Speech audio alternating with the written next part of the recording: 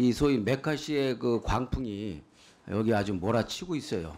아무나 되고 여기저기 심지어 전직 대통령에까지 확장해서 본인하고 생각이 다르면은 공산주의자다 또는 변형된 공산주의자다 이렇게 단정을 짓고 있는 분이 저기 지금 앉아 계십니다.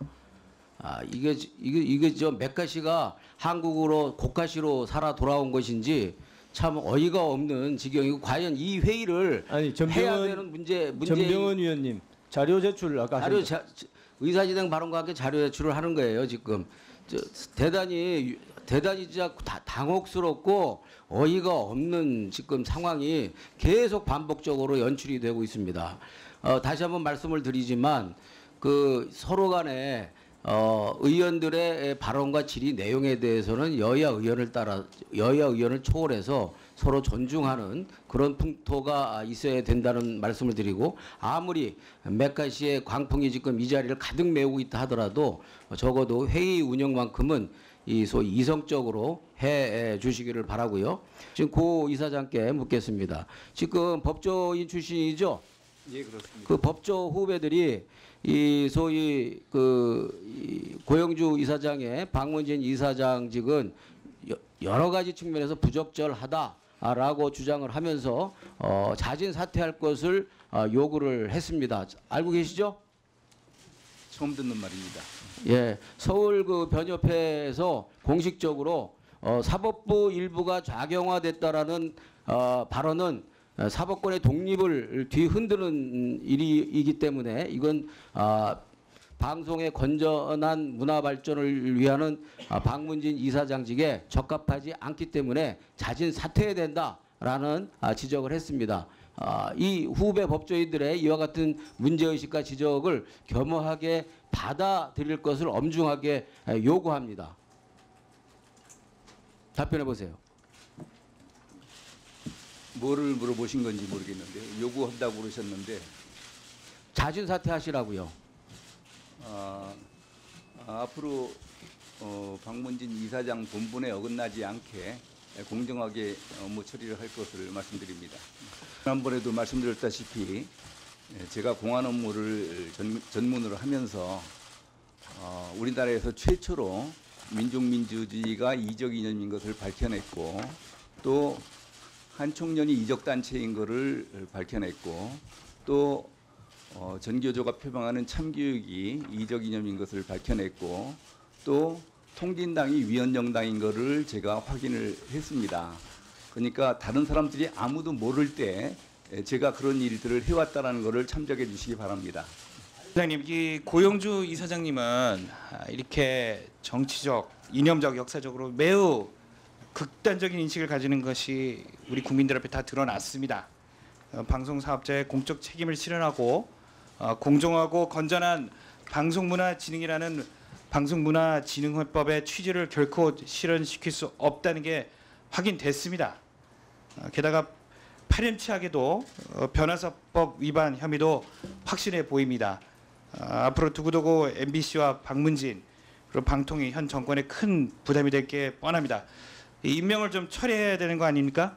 우리 위원장님 생각을 마지막으로 말씀해 주시기 바랍니다. 네, 우선 그 법률적으로 그 방송통신위원회가 임명권을 갖고 있습니다만은 그 이제 해임을 할 수 있는지 처리를 할 수 있는지 하는 부분에 대해서는 여러 가지 그 의견이 있을 수 있다고 생각을 합니다. 법률적으로. 그리고 지금 그 이사장으로 임명되시기 전에 그 여러 가지 그 행위를 가지고 앞으로 그 이사장으로서의 업무를 무조건 그렇게 편향적으로 하실 것이다라고 단정할 수는 없을 것 같고요. 이런 지금 아까도 얼핏 말씀하셨습니다마는 이사장으로서 임명되신 이후에 그런 자리에 그런 중요함을 스스로 깨달으시고 그 나름대로 이사장으로서의 올바른 역할을 하실 것을 저희는 기대를 하고 있습니다. 제가 임명권자가 누가 나를 내려보냈는지 모르겠다. 그래서 자료를 찾아봤더니 2013년 10월에 우파 단체와 함께 김기춘, 남재준 실장 만나셨더라고요. 이때 김기춘 실장 만났습니까?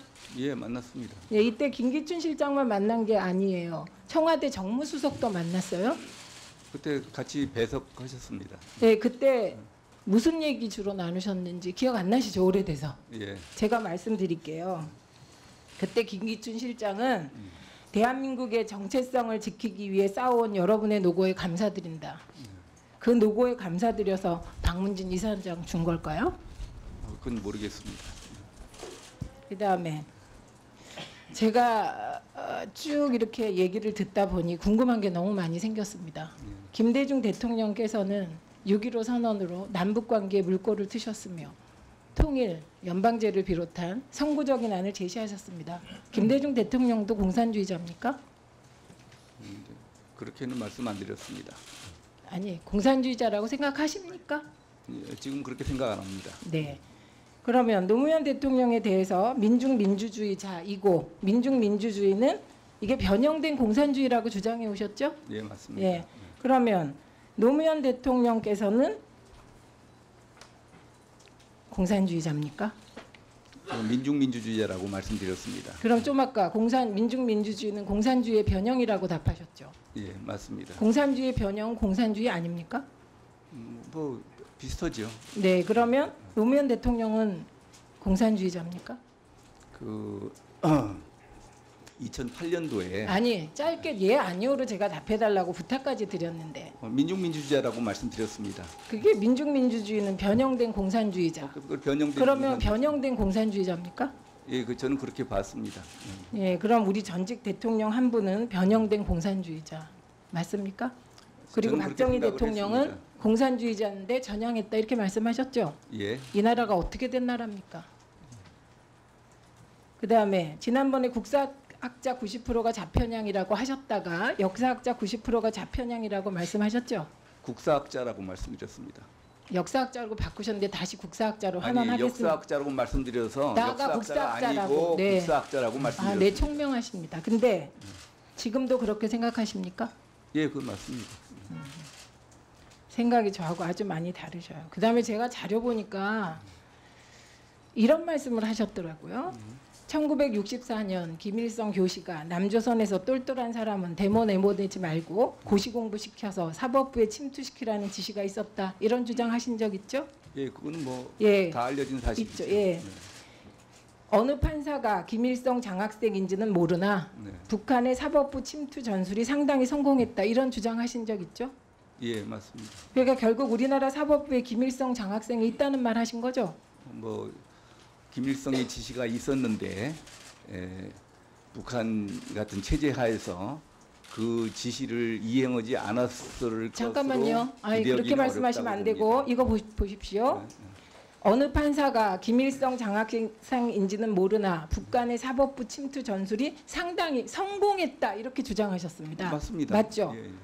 그러면 김일성 장학생이 있다는 뜻이죠. 성공했으니까. 그렇습니다. 예, 누가 김일성 장학생인지는 아십니까? 그걸 모른다고 말씀드렸지 않습니까? 김일성 장학생이 있는데 그게 누군지는 모른다. 예. 지금 이 말씀하시는 거죠. 사법부에 맞습니까? 예, 지금 이 순간에도 이건 과거 발언이에요. 예. 지금 이 순간에도 우리나라 사법부에 김일성 장학생이 있다고 우리 생각하십니까? 건국 직후에 아니 죄송합니다. 네, 네. 김일성 장학생이 있다고 생각합니까? 예, 그렇게 생각합니다. 네. 그러면 공무원 중에도 있을까요? 물론 있다고 봐야죠. 네. 검찰에도 있을까요? 물론입니다. 우리 그 건국 직후에 검사도 프락치로 지금 현재 과거에 아주 옛날 얘기가 아니라 지금 현재 우리 아니, 검찰에 가능성은 김일성 있다고 봐야죠. 장학생이 있습니까? 있을 수 있죠. 있을 수 있습니까? 있습니까? 있을 수도 있다고 보고 대비를 해야죠. 말 바꾸지 마시고요. 뭐를 바꿨다고 자꾸 아까 그러시는지 새누리당에도 있습니까? 가능성은 어디나 있다고 말씀드렸죠. 독일 같은 경우에 김문수 저 독일 얘기하지 마시고요. 예, 예. 김문수 전 지사는 네. 선오련 사건으로 고문당하고 투옥됐었는데 공산주의자입니까? 그분은 확실히 전향했다고 표시했지 않습니까? 전향한 공산주의자다. 과거 그런 활동을 하다가 아니 본인이 그러니까 전향한 전향했다고 공산주의자다 명백하게- 맞습니까? 예, 맞습니다. 예. 네. 그러면 이재호 민중당 하시던 이재호 의원님도 공산주의자 맞습니까? 과거 공산주의 활동을 하다가 전향하셨다. 예. 네. 자 이렇게 하시다 보니 지금 일베의 영웅이 되셨어요. 아 그렇습니까? 네, 그래서 일베가 어떻게 찬양하고 있는지 좀 읽어드릴게요. 이거 제가 차마 말을 못하겠는데 김무성 대표를 내보내고 고용주 변호사를 비대위원장으로 모셔야 한다. 이런 주장이 나왔고요. 일베의 수호신이 되셨어요. 그리고 고용주 장군이라는 말도 나왔는데 이건 왜 나왔는지 모르겠고요. 확실한 차기 대한민국 대통령이라고. 일베에 대해서는 일베는 아시죠? 좋으세요? 이런 평가? 아니 저는 왜 웃으세요? 정치에는 전혀 관심이 없는 사람입니다. 네, 이런 평가를 받고 계십니다. 방통위원장님, 예. 방통위원장님은 노무현 대통령이 공산주의자라고 생각하세요? 뭐 제 개인적으로는 그렇게 생각하지는 않습니다. 네. 그럼 문재인 후보도 공산주의자라고 생각하십니까? 뭐 그 부분에는 제가 지난번에 저 질문을 하셔서 적절하지 않은 말이 없다 뭐라고 그렇게 생각하시죠. 말씀하셨습니다. 김재용 부위원장님. 예, 지금 고용주 이사장과 저하고 질의 답변하는 거 들으셨죠? 예. 이게 정상적인 질의 답변입니까? 저런 분이 어떻게 솔직히 말씀 이 자리만 느낀 거는 이걸 가지고 고민해야 될지 웃어야 될지 모르겠고요. 지난 대선 때 이 공산주의자인 문재인 후보를 지지한 국민들은 공산주의 사상을 동조한 이적행위자가 되는 거 맞습니까? 아까도 말씀드렸지만 제가 공안 문제 전문가다 보니까 일반인들이 모를 때 제가 먼저 알게 되는 그런 문제가 있습니다. 대부분의 국민들은 몰랐겠죠. 네. 아니 근데 아시다시피 말씀하신 뭐 한미 문제 그다음에 그러니까 문재인 대표가 평소에 그 대통령 비서실장이라면서 여러 가지 정책을 핀 거 국민들이 다 알고 그다음에 대선 과정에서도 그의 사상에 대해서 다 알고선 투표를 했습니다. 그렇다면은 국민들 지지한 국민들은 국가보안법상 이적행위자인 거 아니에요? 그렇지만 국민들이 북한의 대남 전략 전술이 어떤지 그런 거를 알 수가 없죠. 근데 알고 찍은 사람들은 공산 이적행위자겠네 그러면?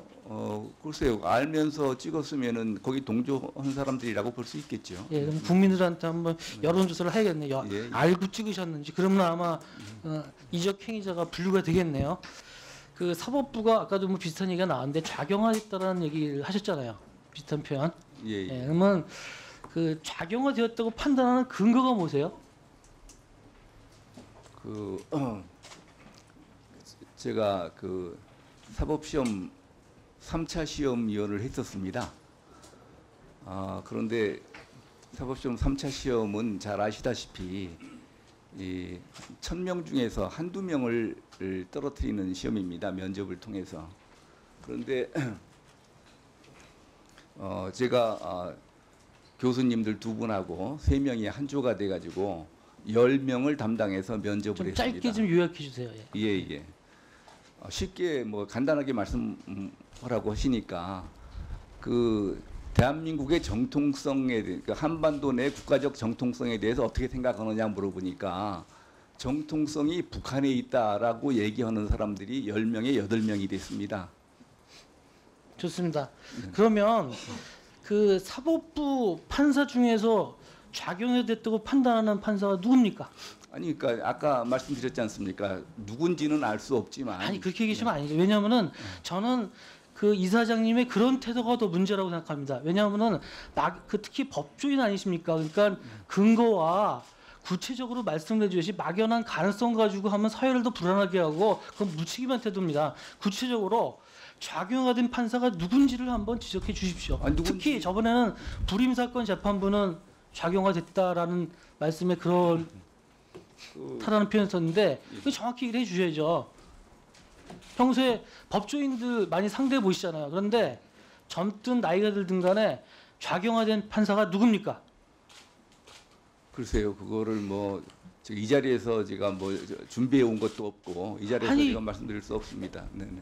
그러시면 안 되죠. 아마 지금 애국 진영에서 그거를 정리를 하고 있을 겁니다. 아 그렇습니까? 네. 조만간 정리가 되면은 다시 말씀을 드리도록 하겠습니다. 네.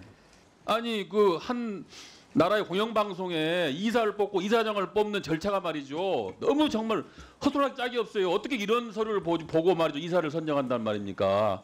본인이 하겠다는 것도 없어요. 자기소개도 없어요. 그래놓고 말이죠. 뭡니까 이게? 무슨 위원장은 도대체 무슨 근거로 이분을 이사로 뽑았습니까? 누구의 부탁을 받았습니까?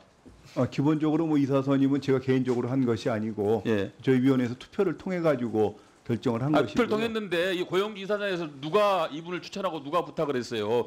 이분을 할 수가 없어요. 부탁이 없으면은 어떻게 이런 사람이 됩니까? 아무것도 안 낸 분인데요. 그러니까 그거는 다른 분도 다 마찬가지이고 그다음에 과거에도 이사 선임할 때 다른 분도 똑같이 다른 분에 같은 대해서도 자료를 누가 받았습니다. 부탁했는지 답변하십시오 여기서. 다른 분에 대해서 답변하시고 그러니까 고영주 씨에 대해서 답변하세요. 공모를 하신 분은 다 똑같은 서류를 내신 것으로 알고 있습니다. 똑같은 서류를 냈는데 이런 식의 서류를 내 가지고 어떻게 이사 선임 한 거다 모르겠어요. 그럼 내부적으로 어떤 기준이 있을 거 아닙니까? 아까 우리 김재용 부위원장님은 뭐 이번에는 인사 원칙도 없었다고 그러는데 그러면 누구가 추천한 사람에 대한 기준이 있을 거 아니에요. 여당이 추천했다, 야당이 추천했다, 청와대가 했다 그런 게 있을 거 아닙니까? 어떤 기준에서 한 겁니까? 그것은 원래 공모를 하기 전에 그 이사 선임에 관한 그 기본 계획을 세워서 거기 요건에 맞춰 가지고 저희가 공모를 받고 그다음에 거기에 따라서 각 상임위원들이 뭐 본인이 판단하고 또는 상임위원들이 서로 좀 상의하고 솔직하게 얘기하세요. 솔직하게 그렇게 해서 하고 하십시오. 그리고 방통위원장은 저 고영주 이사장이 문재인 대표가 공산주의자라고 한 발언 알고 계셨죠? 선임하기 전에 알고 계셨죠? 회의서상에서 문제가 안 됐습니까? 뭐 상임위원들하고 이야기를 할 때 좀 보수적인 분이라는 이야기는 나왔습니다만 그렇죠. 이런 부분에 대해서는 전혀 언급된 바가 없었습니다. 네, 정말 이 대한민국의 이 방통위가 이런 수준이고 이런 정도의 한심한 업무 집행하고 있다는 게 정말 웃기는 일입니다. 아니 KBS, MBC 같은 그런 큰 공영방송에 이사를 선임하고 이사장을 뽑는 절차가 말이죠. 그렇게 말이죠. 허술하고 기준도 없고 말이죠. 엉터리로 된 경우 어디 있습니까? 그러니까 저런 분이 되는 거 아닙니까? 뭡니까 이게 도대체. 본인이 하겠다는 자기 소개서도 없고 말이죠. 남이 추천한 거에다가 무슨 경력증명서 하나, 변호사 재직증명서 하나, 결격서 확인서 하나 내고 이사 가지고 이사장이 되는 겁니까? 어떻습니까? 나 도대체 이해가 안 됩니다. 이 절차가. 지금 뭐 여러 가지 뭐 공산주의 뭐 이념적인 이런 얘기가 자꾸 해서 그러는데 제가 다른 걸 좀 여쭤보겠습니다. 그 5.16 있지 않습니까? 박정희 당시 장군이 했던 거. 이거 군사 혁명인가요? 군사 쿠데타인가요? 형식으로는 뭐 똑바로 크게 얘기해 주세요. 형식으로는 쿠데타로 보이죠. 네. 형식이라 그냥 증인의 생각이 뭡니까? 이거 군사 혁명이에요? 쿠데타예요? 형식은 쿠데타인데 네. 그 정신적으로는 혁명이라고 보입니다. 정신적으로 혁명이다. 예. 그러면 전두환 12.12는 쿠데타입니까? 혁명입니까? 그거는 뭐 결정이 났지 않습니까? 법원에서. 뭐 법원이 그 좌편향이 돼 있는 그 법원에서 결정 난 거 얘기하시는 거예요? 아니 예? 법원 전체가 좌편향돼 있는 건 아니기 때문에. 그러니까 그 법원은 좌편향 안 돼 있는 법원이란 말씀이에요? 예. 거기서는 그러면 쿠데타다. 예, 그런 거죠. 아니 본인의 생각을 얘기를 하세요. 법원 얘기하지 말고. 그걸 존중합니다. 법원 의견을. 그러니까 쿠데타란 말씀이에요? 예. 뭐가 다릅니까? 두 가지가? 예. 하여튼 뭐가 다른 게 있어야 다른 걸 얘기를 하시죠. 예, 우리나라가 그야말로 뭐 아니 5.16하고 12.12하고 뭐가 다른지 모르세요?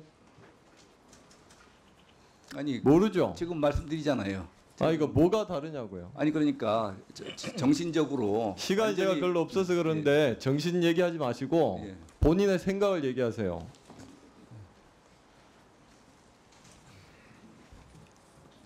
(1,500만 명) 우리 국민 1,500만 명이 본 그 조정래 씨가 쓴 그 태백산맥이라는 책 있죠. 예. 거기에 대해서 이거는 이적 표현물이다. 네. 이건 법 적용을 했어야 된다. 근데 기회를 놓쳤다. 이렇게 얘기를 했죠. 법 적용을 했어야 되는데 예. 그런 얘기를 하신 적 있죠. 예. 너무 그러니까 증인은 이적 표현물이라고 생각을 하시는 거죠. 예. 그럼 그 책을 보고 감동받은 1,500만 명의 국민도 그럼 거기에 감염이 된 사람들이겠네요. 그럴까봐 이적 표현물이지만 이거는 수사는 안 하는 게 옳다. 제가 의견을 그렇게 달았습니다. 모든 일에 대해서 그렇게 법적으로 확신하고 이때까지 확신을 가지고 제대로 수사하고 진행을 해왔다고 생각을 하시는 거죠. 예. 고영주 이사장님,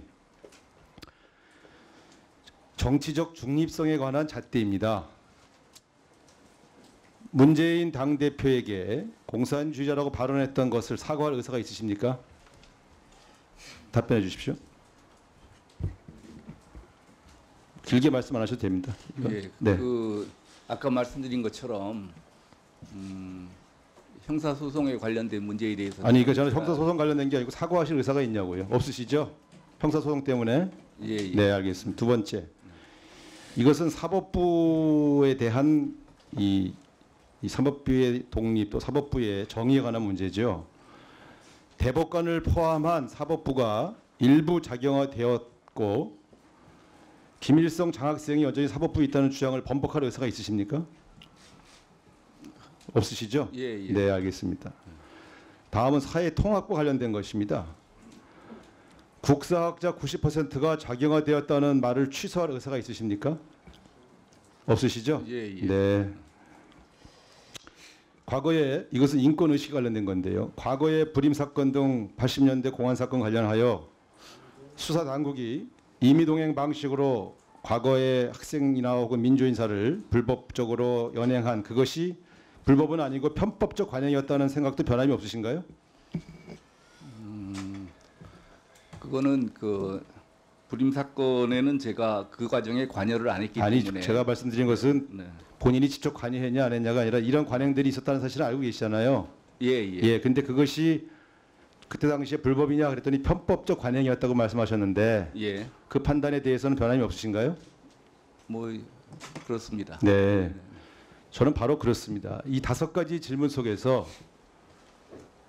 우리 박문진 이사장님은 대단히 우리 사회의 극단적 판단과 편견의 소유자이고 인권의식이 결여돼 있으며 사회 통합을 저해하고 삼권 분립 차지의 사법부를 능멸하며 정치권 전체를 신뢰도가 낮다고 조롱한 이런 당사자입니다. 이런 분이 어떻게 공영방송의 중립성을 지킬 수 있으며 사회통합적 방송의 역할을 고취시킬 수 있으며 어떻게 인권을 존중하는 지키는 보루가 될 것입니까? 그래서 부적격자라고 얘기하는 것입니다. 이분이 자기의 생각을 나는 자유민주주의를 옹호하고 박정희 이승만 대통령이 애국자였다고 하는 생각만 설파하신다면 저희는 그분의 생각에 관여할 생각이 없습니다. 그러나 자신의 소신과 사상을 지키는 것이 지나쳐서 야당 대표와 전직 대통령을 공산주의자로 매도하고 낙인 찍고 모든 것을 진영의 논리로 분열적으로 바라보시는 저 판단에서는 존중할 수 있는 판단의 범위를 넘어선 비상식적 언사와 편견으로 가득 차 있기 때문에 공직자로서의 적격자가 아니라고 하는 판단을 내리는 겁니다. 그래서 이 문제에 대해서는 여야 합의로 해임 촉구 결의안을 낼 수 있도록 여당께서도 협조해 주시기 바랍니다. 이것은 야당을 지지하지 않았기 때문이다라고 하는 것이 아닙니다.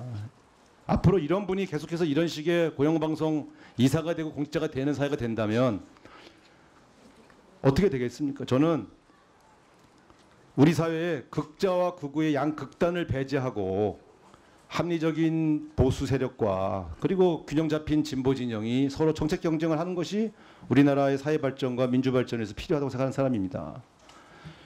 양극단의 존재 자체를 완전히 없앨 수는 없겠지만 왜 그런 분들이 우리 사회의 중심적 역할이 되어야 되는지에 대해서 저는 저분을 임명하시고 또 저분이 추천되도록 관여하신 집권 세력과 여당에게 자신들도 저런 사람인지 몰랐다는 말을 사석에서 하시지 마시고 이제는 같이 좀 더 합리적이고 균형 잡힌 분이 공영방송의 이사장으로 올 수 있도록 그렇게 뜻을 모아야 한다고 생각합니다.